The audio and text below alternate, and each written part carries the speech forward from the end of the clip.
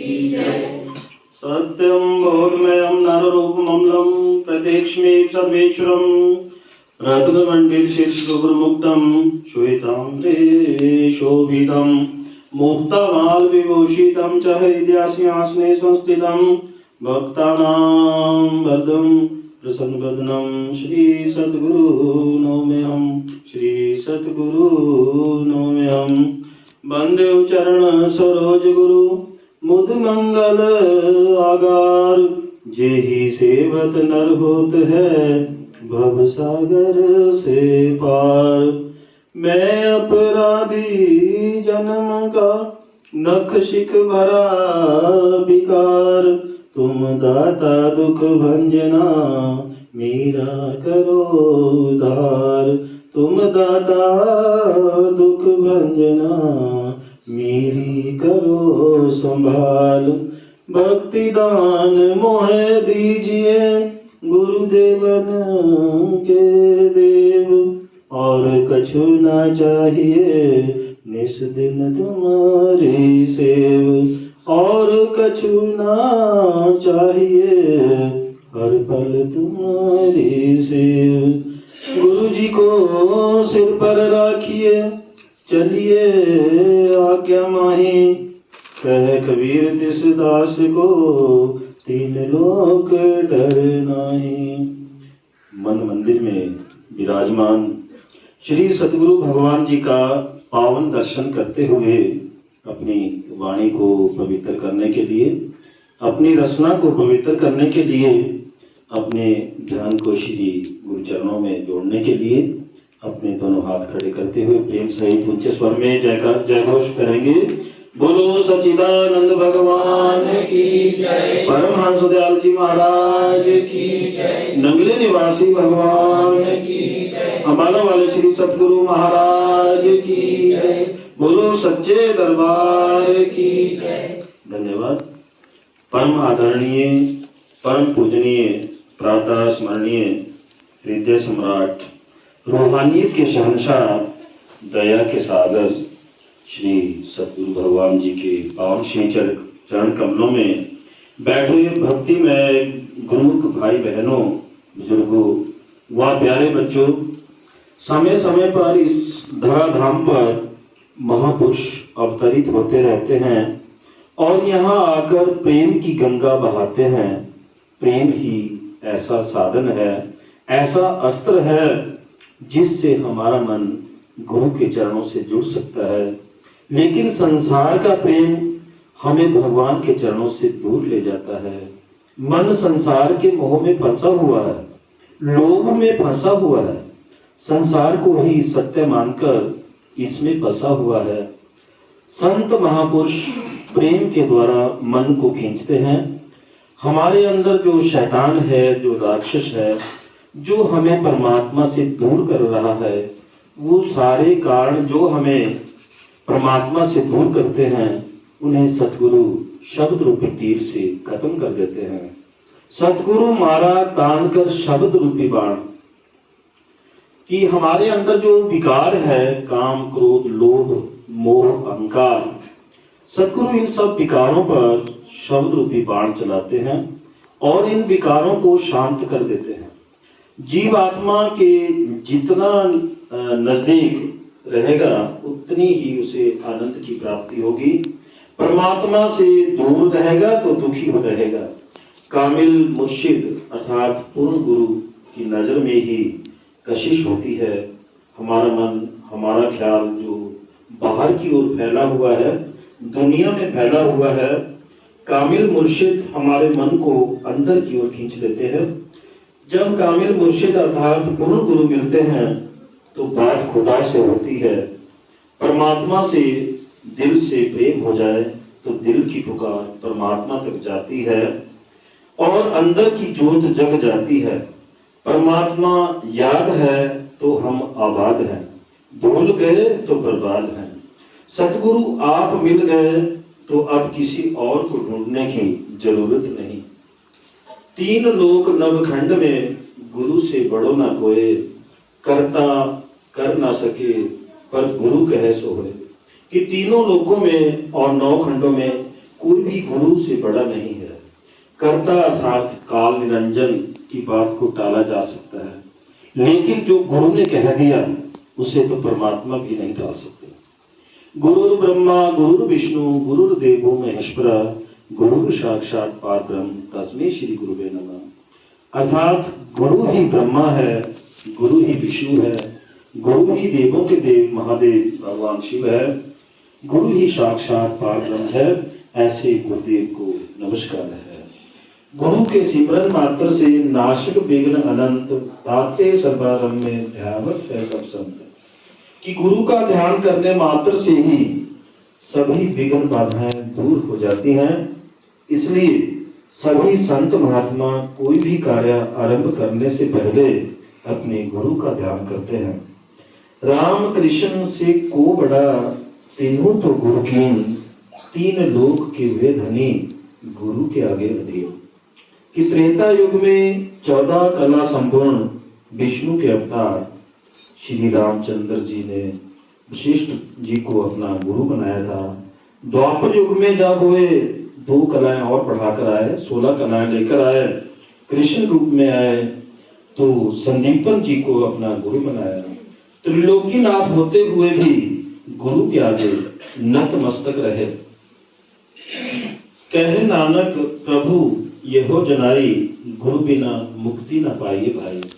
गुरु नानक जी समझाते हैं कि गुरु ही मुक्ति का दाता है, गुरु ही भवसागर पार कराता है, इसमें किसी को भी संशय नहीं होना चाहिए। गुरु धोबी शीश कपड़ा, गुरु धोबी शीश कपड़ा, साबन सर्जनहार, सुरत शिला पर धोइए निरखे रंग अपार। जिस तरह से धोबी मैले कपड़े को साबुन लगाकर बड़े पत्थर पर, बड़ी चट्टान पर पटक पटक कर धोता है, फिर तेज धूप में सुखाता है और उसकी सलबटें ठीक करने के लिए उस पर प्रेस करता है और फिर इसके मालिक को सौंप देता है, ठीक इसी प्रकार गुरु भी अपने शिष्य के मन और आत्मा को भजन सिमरन के निरंतर अभ्यास से साफ करता है, पवित्र करता है और फिर आत्मा को इसके मालिक परमात्मा को सौंप देता है। गुरु गुरु में भेद है, गुरु गुरु में भाव, गुरु सोई नित बंदिए जो शब्द बताए दाओ।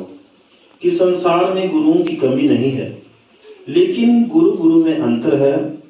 जो शब्द का भेद बताए केवल ऐसे गुरु को ही धारण करना चाहिए।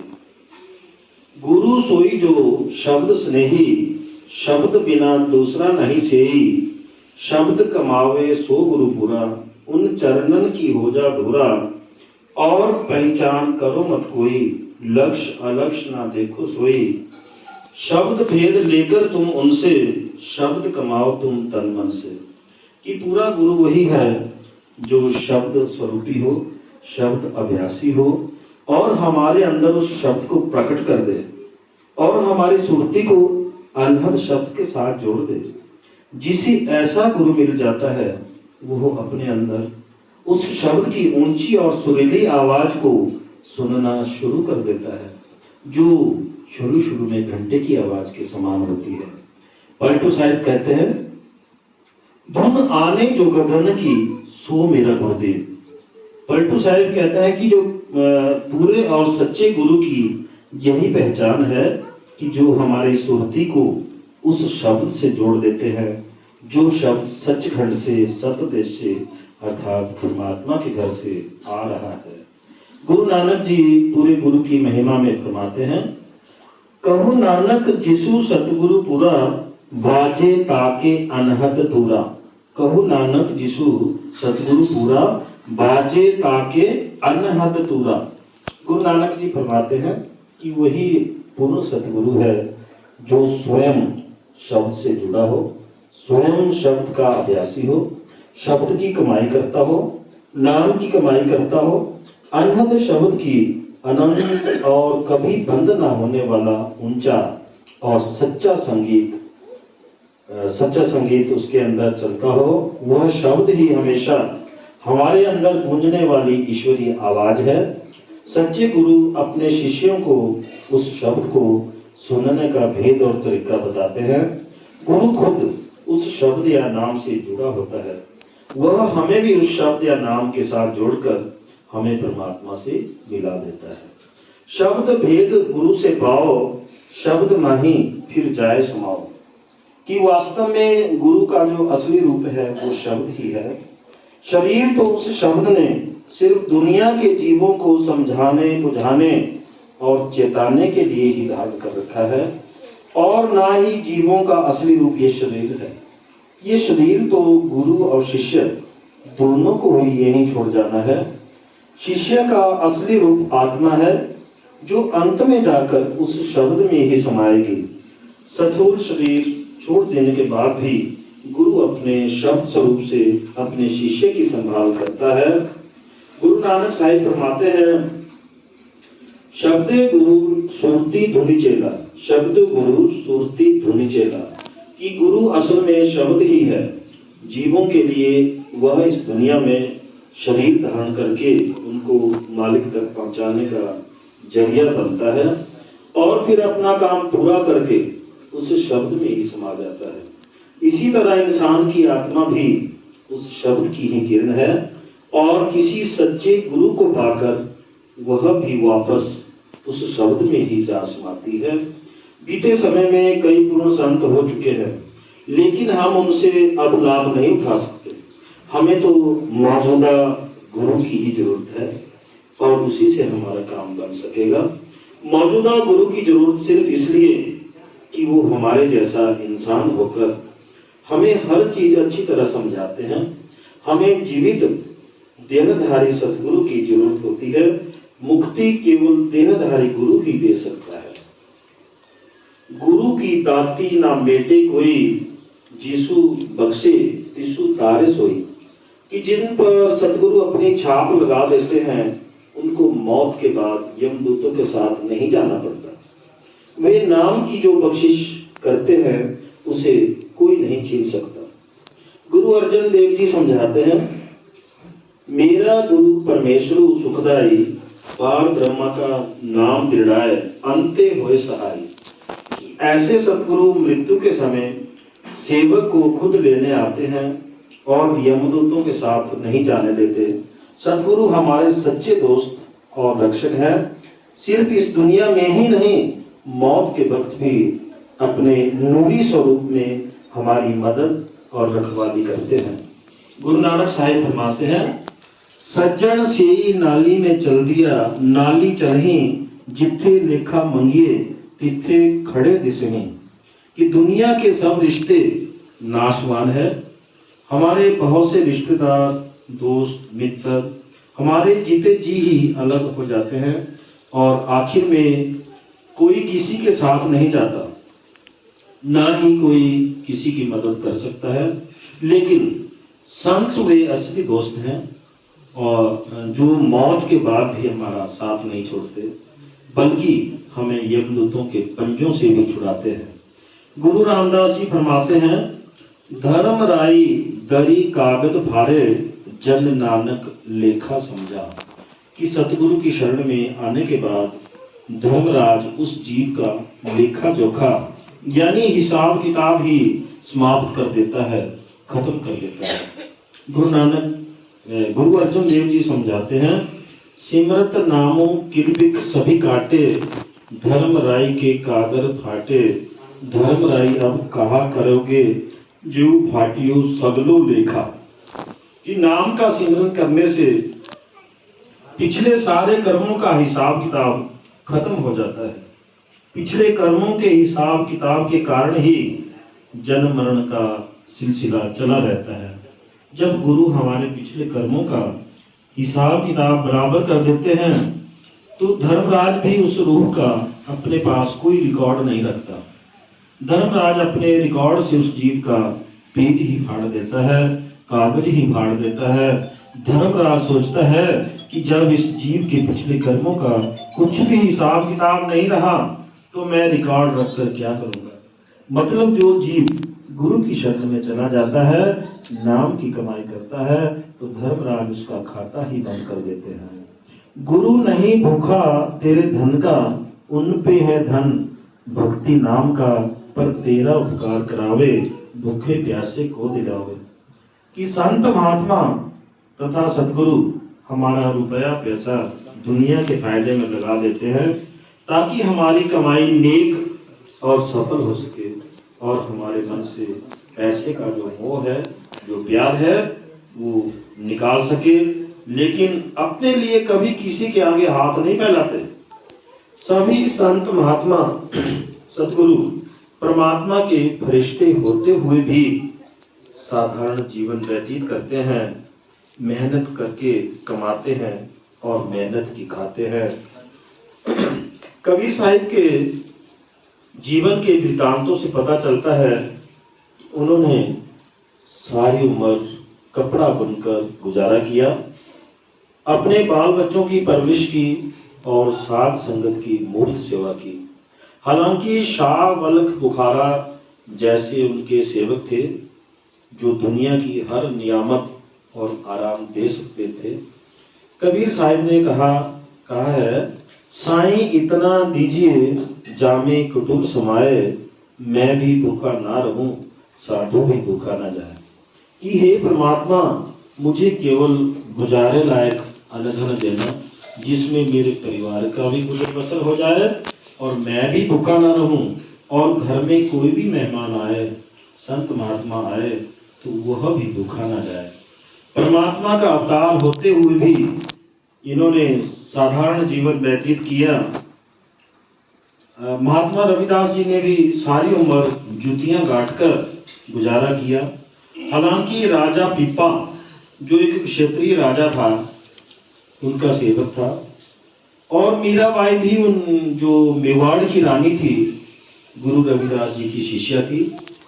मीराबाई के जीवन वृत्तांत में आता है कि उसे बिरादरी वालों ने ताने सुनाए कि तू तो महलों में रानी बनी बैठी है और तेरा गुरु ज्योतियां गांठने का काम करता है। सेवकों के लिए अपने गुरु के बारे में ताना सुनना बड़ा मुश्किल होता है। मीराबाई ने एक कीमती हीरा लेकर अपने गुरु रविदास जी के पास जाकर अर्ज की, प्रार्थना की कि हे गुरुदेव, लोग मुझे ताने सुनाते हैं, आप इस हीरे को बेचकर अपने लिए अच्छा मकान बनवाकर इज्जत की जिंदगी बसर करें। लेकिन महात्मा रविदास जी ने समझाया कि हे बेटी, मुझे जो कुछ मिला है वह इन जूतियों के गांठने और इस कुंड के पानी से मिला है, मुझे इस हीरे की कोई जरूरत नहीं है। महात्मा खुद मिसाल बनकर दिखाते हैं कि किस तरह दुनिया में रहते हुए, दुनिया के काम काज करते हुए मालिक की भक्ति करनी है, परमात्मा की भक्ति करनी है, नाम की कमाई करनी है। गुरु अमरदास जी कहते हैं, जिसने नाम का रस पी लिया, शब्द का रस पी लिया, वह माँ के गर्भ में नहीं जाता। मतलब वह जन्म मरण के बंधन से छूट जाता है, उसकी 84 कट जाती है। नानक दुखिया सब संसार, सुखी वो जो है नाम आधार। गुरु नानक जी कहते हैं कि इस संसार में सभी दुखी है, जिन्होंने नाम का सहारा लिया है केवल वे ही सुखी है। कोई मन से दुखी, कोई धन से दुखी, कोई धन बिन रहे तो उदास, थोड़े थोड़े सब दुखी, सुखी केवल सतगुरु के दास। चरस गांजा भांग शराब उतर जाए प्रभाती, नाम खुमारी नानका चढ़ी रहे दिन राती। गुरु नानक जी समझाते हैं कि दुनिया में जितने भी नशे हैं, चरस गांजा भांग शराब, ये तो शाम को पियो और सुबह उतर जाते हैं, लेकिन सच्चे नाम का नशा दिन रात चढ़ा रहता है। सभी संत महात्मा सतगुरु नाम के सिमरन के लिए कहते हैं, नाम की कमाई करने पर जोर देते हैं, भजन बंदगी के लिए कहते हैं, ध्यान यानी मेडिटेशन के लिए ज्यादा से ज्यादा समय देने के लिए कहते हैं, ताकि हमारे अंदर सच्चा नाम प्रकट हो जाए और हमारी सुरती उस सच्चे नाम से जुड़ जाए, तभी हमारा इस मनुष्य देह में आना सफल होगा। तुझको है दूर जाना, पास नहीं समाना, आगे नहीं ठिकाना, होगी बड़ी खुबारी, जहान से चलन की अब कर लो तैयारी। गुरु प्यारे साध संगत जी, इस धरती पर जिस भी जीव ने जन्म लिया है उसे एक न एक दिन इस शरीर रूपी पिंजरे को खाली करना पड़ेगा। एक भजन भी है, रे मन मुसाफिर चलना पड़ेगा, काया कुटी खाली करना पड़ेगा। तो सोचो जरा कि जब हमारा अंत समय आएगा, इस संसार से बकलावा होगा, विदाई का समय आएगा, तो शरीर या तो मिट्टी में दफना दिया जाएगा या फिर आग के सुपुर्द कर दिया जाएगा। लेकिन आत्मा का क्या होगा? ये जो अंदर से आवाज आ रही है, ये जो प्राण पंखेरु है, ये जो बोलता राम है, इसका क्या होगा? 2-4 दिन के लिए हम कहीं घर से बाहर जाते हैं तो कितनी तैयारी करते हैं, 2-3 जोड़ी सूट, टूथपेस्ट, ब्रश, दवाइयाँ, पता नहीं क्या क्या चीजें अपने बैग में डाल लेते हैं कि आगे क्या पता किस चीज की जरूरत पड़ जाए। लेकिन जहां हमने इस शरीर को छोड़ने के बाद जाना है, वहां की कोई तैयारी नहीं करते। यदि आगे की परलोक की हमने कोई तैयारी नहीं की है तो नरक के दरवाजे तो हमेशा खुले ही रहते हैं। हम दुनियावी चीजें इकट्ठी करने में लगे हुए हैं, हमें अपनी जरूरतें पूरी करनी चाहिए, इच्छाएं नहीं। इच्छाएं तो अनंत है, ये रुपया, पैसा, जमीन, जायदाद, मकान, गाड़ी, बंगला, कुटुंब, परिवार तभी हमें सुख देते हैं जब तक हम परमात्मा से जुड़े रहते हैं।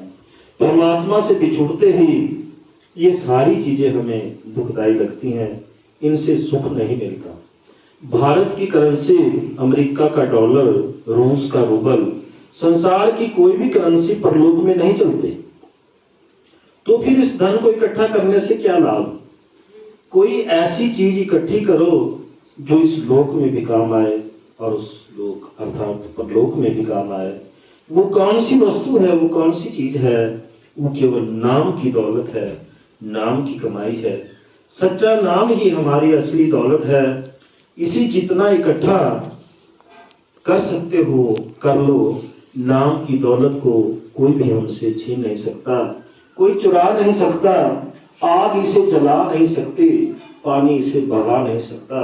गुरु द्वारा दिए गए शब्द का सिमरन करते जाओ। उठत चलत बैठत सोबत ध्याइए, मार्ग चलत हर हर गाइए। भजन बंदगी के लिए, ध्यान के लिए 24 घंटे में से कम 2-2.5 घंटे अवश्य निकालो। गुरु की आज्ञा में चलो, गुरु की सेवा करो।